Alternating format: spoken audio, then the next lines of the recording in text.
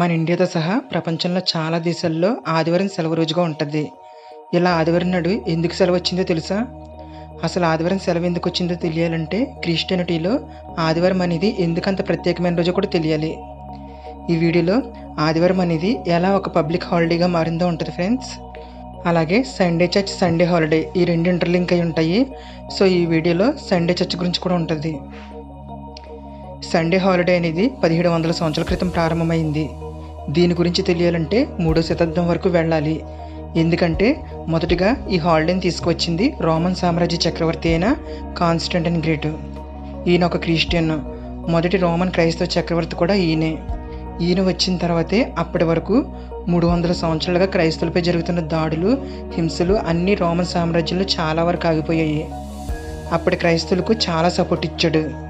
అప్పట్లో క్రైస్తవ మతం ఇప్పుడున్నంత అతిపెద్ద మతం కాదు, ఆల్మోస్ట్ మైనారిటీ రిలీజియన్ అని చెప్పొచ్చు. ఒరిజినల్గా అయితే కాన్స్టంటైన్ సండే హాలిడేని పొలిటికల్ వేలో రోమన్ దేవుడైన సూర్యుడి గౌరవార్థం ఆదివారం సెలవని చెప్పి డిక్లేర్ చేశాడు. ఎందుకంటే రోమన్ ఎంపైర్లో క్రైస్తవులు ఆ టైంకి మైనారిటీగా ఉండేవాళ్ళు. మెజారిటీ ప్రజలు రోమన్ దేవుళ్ళని ఆరాధించేవాళ్ళు.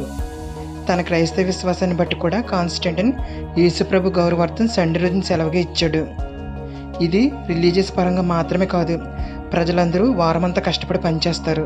సో ఆదివారం రెస్ట్ తీసుకునేలా కూడా ఈ హాలిడేని కాన్స్టంటైన్ తీసుకొచ్చాడు. ఇదంతా పొలిటికల్ సైడ్ అయితే ఇప్పుడు చెప్పబోయేది క్రిస్టియన్ సైడ్. కాన్స్టంటైన్కి ముందే సండే అనేది క్రిస్టియానిటీలో ఒక స్పెషల్ డే. ప్రపంచంలో చాలామంది క్రిస్టియన్స్ సండే రోజున చర్చికి వెళతారు. సాధారణంగా చర్చిలో ప్రేయర్స్, వర్షిప్, ఫెలోషిప్, పాటలు పాడడం, యూక్రిస్ట్ లేదా హోలీ కమ్యూనియన్ తీసుకోవడం, బైబిల్ వాక్యాలను వివరించడం ఇలాంటివన్నీ చర్చిలో ఉంటాయి. ఈ ట్రెడిషన్స్ అన్నీ ఇప్పుడున్నాయి. 4వ శతాబ్దానికి ముందు ఈ రకమైన సండే చర్చ్ కానీ ఈ రకమైన ఆరాధనా క్రమం కానీ అఫీషియల్గా అయితే లేదు. 3వ శతాబ్దంలో ఎర్లీ చర్చ్ లీడర్స్ ఆదివారం రోజున చర్చ్ ఉండాలని డిసైడ్ చేశారు. కాన్స్టంటైన్ గ్రేట్ సండే రోజున చర్చ్ ఉండడాన్ని ఎంకరేజ్ చేశాడు. సండే రోజు చర్చ్ ఎందుకు ఉంటుందంటే ఆ రోజే యేసుప్రభు పునరుత్థానం చెందిన రోజు. అందువల్ల ఎర్లీ క్రిస్టియన్స్ ఆ రోజు దేవుణ్ణి ఆరాధించే రోజుగా, వర్షిప్ డేగా సండేని చూస్ చేసుకున్నారు. సో అలా సండే అనేది క్రైస్తవులకు సెలవు రోజుగా, దేవుణ్ణి ఆరాధించే రోజుగా మారింది. దీన్నే లార్డ్స్ డే అని, ప్రభు రోజు అని, క్రైస్తవుల విశ్రాంతి దినం అని కూడా అంటారు. మొదట్లో క్రైస్తవులు వర్షిప్ చేయడానికి ఒక ప్రత్యేకమైన రోజు అంటూ సెట్ చేయలేదు.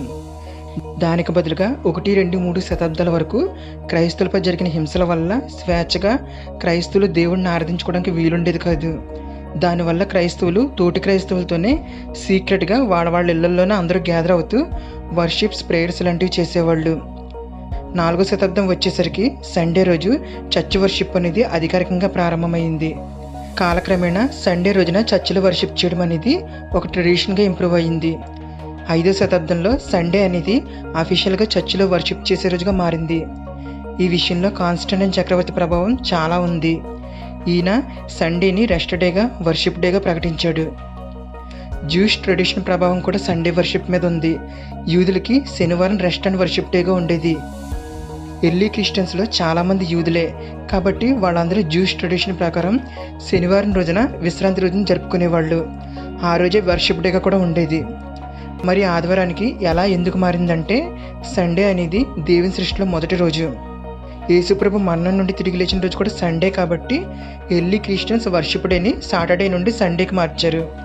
ఈ నిర్ణయం అఫీషియల్గా 363, 364 సంవత్సరాల్లో జరిగిన ద కౌన్సిల్ ఆఫ్ లవోదికియాలో అప్పటి క్రైస్తవ పెద్దలు డిక్లేర్ చేశారు. అంటే ఈ లవోదికియా కౌన్సిల్లో అప్పటి చర్చ్ లీడర్స్, బిషప్స్ ఇక మీదట మనకు యూదుల విశ్రాంతి దినం పాటించవలసిన అవసరం లేదని, ప్రభు పునరుత్థానం చెందిన ఆదివారమే మనకు విశ్రాంతి దినమని, ఈ ప్రభు రోజునే మనకు వర్షిప్ డే అని ప్రకటించారు.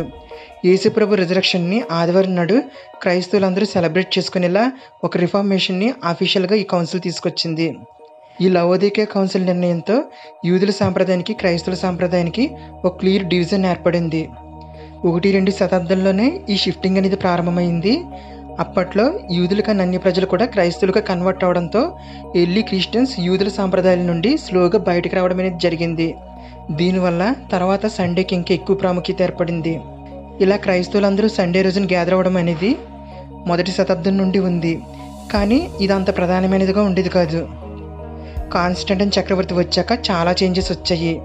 ఈయన మొదటి క్రైస్తవ రోమన్ చక్రవర్తి. మొదట్లో కాన్స్టంటైన్ రోమన్ దేవుడిని పూజించేవాడు. ఈ చక్రవర్తి క్రైస్తవుడిగా మారడానికి ఒక మెయిన్ రీజన్ ఉంది. అదే the battle of the Milvian bridge. 312వ సంవత్సరంలో మిలివినియం బ్రిడ్జ్ యుద్ధానికి ముందు కాన్స్టంటైన్ ఆకాశంలో ఒక ప్రకాశవంతమైన సిలువను చూశాడు. అక్కడ దీనితో నువ్వు ఈ యుద్ధాన్ని జయించని వ్రాసి ఉంది. ఈ దృశ్యాన్ని కాన్స్టంటైన్తో పాటు తన సైనికులు కూడా చూశారు. కాన్స్టంటైన్కి ఏం అర్థం కాలేదు. చాలామందిని దాని భావం అడిగాడు, కానీ ఎవరి దగ్గర సమాధానం లేదు. ఆ రోజు రాత్రి కాన్స్టంటైన్కి కలలో యేసుప్రభు ఆ సిలువతో కనిపించి, ఇటువంటి సిలువనే చేయించి నీతో పాటు ఈ సిలువను కూడా యుద్ధానికి తీసుకువెళితే నువ్వు చేస్తున్న ప్రతి యుద్ధంలో నువ్వు విజయం పొందుతావని చెప్తారు. కాన్స్టంటైన్ యేసుప్రభు చెప్పినట్టే బంగారంతో సిలువ చేయించి తనతో పాటు తీసుకువెళ్ళాడు. నిజంగానే ఆ యుద్ధంలో కాన్స్టంటైన్ చక్రవర్తికి ఆ వార్ వన్ సైడ్ అయిపోయింది. ఆ యుద్ధంలో విజయం సాధించాడు. అప్పటి నుండి కాన్స్టంటైన్ రోమన్ దేవుళ్ళని పూజించడం మానేసి క్రైస్తవుడిగా మారాడు. క్రైస్తవులకు చాలా సపోర్ట్ చేశాడు. క్రైస్తవులకు ఉపయోగపడేలా కొన్ని చట్టాలను కూడా తీసుకొచ్చాడు. 313వ సంవత్సరంలో కాన్స్టంటైన్ చక్రవర్తి ఎడిక్ట్ మిలాన్ అనే చట్టాన్ని తీసుకురావడం వల్ల ఎవరి మతాన్ని వాళ్ళు స్వేచ్ఛగా ఫాలో అయ్యే అవకాశం రోమన్ సామ్రాజ్యంలోకి వచ్చింది. ఈ చట్టం మిగిలిన మతాలతో పాటు క్రైస్తవ మతానికి కూడా వర్తించింది. అప్పటి నుండి క్రైస్తవుల పట్ల జరిగే హింస ఆగిపోయింది. క్రైస్తవులు స్వేచ్ఛగా వాళ్ళ మతాన్ని ఆచరించుకునే విధంగా చేంజెస్ రావడం వల్ల క్రైస్తవులు సండే రోజు అందరూ కలిసి గ్యాదర్ అవ్వడం, వర్షిప్ చేయడం లాంటివి ప్రారంభమయ్యాయి. 321వ సంవత్సరంలో కాన్స్టంటైన్ చక్రవర్తి సండేని హాలిడేగా ప్రకటించాడు. ఆ తర్వాత అది క్రైస్తవుల విశ్రాంతి దినంగా మారింది. కాన్స్టంటైన్ చక్రవర్తి సండేని ఇలా రెస్ట్ అండ్ వర్షిప్ డేగా ప్రకటించడం వల్ల క్రైస్తవులకు వారంలో సండే అనేది ముఖ్యమైన రోజుగా మారింది. సాటర్డే నుండి సండేకి రెస్ట్ డేని క్రమంగా షిఫ్ట్ చేయడం, చివరికి చర్చ్ మొత్తం యాక్సెప్ట్ చేయడం అనేది జరిగింది. సండే వర్షిప్ చేయడం అనేది 1వ శతాబ్దం నుండి ఉంది. కానీ కాన్స్టంటైన్ చక్రవర్తి ఈ ప్రాక్టీస్ ఇంకా స్ట్రాంగ్ అవడానికి, స్ప్రెడ్ అవడానికి హెల్ప్ అయ్యేలా చేశాడు. ఈయన పరిపాలనలోనే సండే క్రమంగా క్రైస్తవులకు హాలిడేగా మారింది. అసలు ఒరిజినల్గా అయితే ఓల్డ్ టెస్టమెంట్ ప్రకారం శనివారం రోజున ఈ రెస్ట్ డే వస్తుంది. రోమన్ సామ్రాజ్యంలో ఈ విధమైన రిలీజియస్ ఫ్రీడమ్ వచ్చాక క్రిస్టియన్ లీడర్స్ సండే వర్షిప్లో ఒక ఆరాధన క్రమాన్ని డెవలప్ చేశారు. ఇదే తర్వాత మిగిలిన క్రిస్టియన్ డినామినేషన్స్లో కూడా కంటిన్యూ అయ్యింది. కాన్స్టంటైన్ చక్రవర్తి సపోర్ట్తో క్రైస్తవులు చర్చీస్, క్యాథడ్రల్స్ లాంటివి నిర్మించుకున్నారు. చర్చిలో సండే వర్షిప్కి ఒక ప్రత్యేకమైన స్థానం ఏర్పడింది. ఇలా సండే క్రైస్తవులకు ఒక న్యూ సబ్బత్గా, వర్షిప్ డేగా, సెలవు రోజుగా మారింది. ఇప్పుడు మీకు మరి ఇండియాలో సండే ఎందుకు సెలవు అని అనిపించవచ్చు. దానికి కారణం బ్రిటిష్ ఇండియన్ గవర్నమెంట్. బ్రిటిష్ వాళ్ళు మన ఇండియాని 200 సంవత్సరాలు పరిపాలించారు. బ్రిటిష్ వాళ్ళు క్రిస్టియన్స్ కాబట్టి సండే సెలవు తీసుకుని చర్చికి వెళ్ళేవాళ్ళు. కానీ ఇండియన్ వర్కర్స్కి వారంలో 7 రోజులు పనులు చేయాల్సి వచ్చేది. ఆ టైంలో నారాయణ మెకర్జీ లోకెండే అనే ఆయన మాకు కూడా సెలవు కావాలని ఒక మూమెంట్ని తీసుకువచ్చి దానికి నాయకత్వం వహించారు. 7 సంవత్సరాల తర్వాత బ్రిటిష్ గవర్నమెంట్ సండే సెలవుని ఇండియాలో ప్రకటించింది. 1890 జూన్ 10వ తారీఖున అఫీషియల్గా ఇండియాలో సండే రోజున సెలవుగా మారింది. ఇజ్రాయెల్, ముస్లిం కంట్రీస్ లాంటివి తప్పించి ఆల్మోస్ట్ ప్రపంచమంతా సండేని రెస్ట్ డేగా, హాలిడేగా తీసుకుంటారు. Included north Korea, China, Vietnam లాంటి కమ్యూనిస్ట్ కంట్రీస్లో కూడా సండే హాలిడేగా ఉంటుంది. దీనికి కారణం western countries influence. Western countries అంటే క్రిస్టియన్ కంట్రీసే. ఇండియా లాంటి కంట్రీస్ మీద బ్రిటిష్ ఇన్ఫ్లుయెన్స్ ఉంటే సౌత్ కొరియా, జపాన్ లాంటి కంట్రీస్ మీద అమెరికా ఇన్ఫ్లుయెన్స్ ఉంది. వెస్ట్రన్ కంట్రీస్ ఇన్ఫ్లుయెన్స్ వల్ల చాలా కంట్రీస్ సండేని హాలిడేగా అడాప్ట్ చేసుకున్నాయి. అఫ్కోర్స్ చాలా కంట్రీస్లో సాటర్డే, సండే వీకెండ్గా ఉంటాయి. ఇలా సండేతో పాటు సాటర్డేని కూడా సెలవు రోజుగా యాడ్ చేయడం అనేది యూరప్, అమెరికాల నుండి వచ్చింది. ఇది ఇండస్ట్రియల్ రివల్యూషన్ టైంలో ఫ్యాక్టరీస్లో, కంపెనీస్లో వర్క్ చేసేవాళ్ళు వర్క్ లైఫ్ని బ్యాలెన్స్ చేయడానికి వర్కర్స్ రైట్స్ పరంగా సాటర్డేని కూడా సెలవు రోజుగా తీసుకున్నారు. ఆల్రెడీ సండే హాలిడే అనేది క్రిస్టియన్ కంట్రీస్లో బాగా ఎస్టాబ్లిష్ అయ్యింది. దానికి ఎక్స్టెండెడ్గా సాటర్డేని కూడా యాడ్ చేశారు.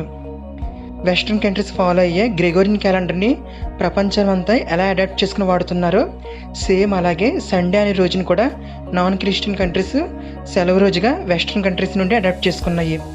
రిలీజియస్ పరంగా అయితే అస్సలు కాదు. వెస్ట్రన్ కంట్రీస్ ప్రభావం వల్ల ఈ 5 days వర్క్, 2 days రెస్ట్ అనే వీకెండ్ సిస్టమ్ నచ్చి జస్ట్ నార్మల్ వర్కింగ్ హాలిడేగా అడాప్ట్ చేసుకున్నాయి. ఐ హోప్ మీకు వీడియో నచ్చింది అనుకుంటున్నా ఫ్రెండ్స్. వీడియో నచ్చితే లైక్ చేయండి. ఈ ఛానల్ కూడా సబ్స్క్రైబ్ చేసుకోండి. Thanks for watching.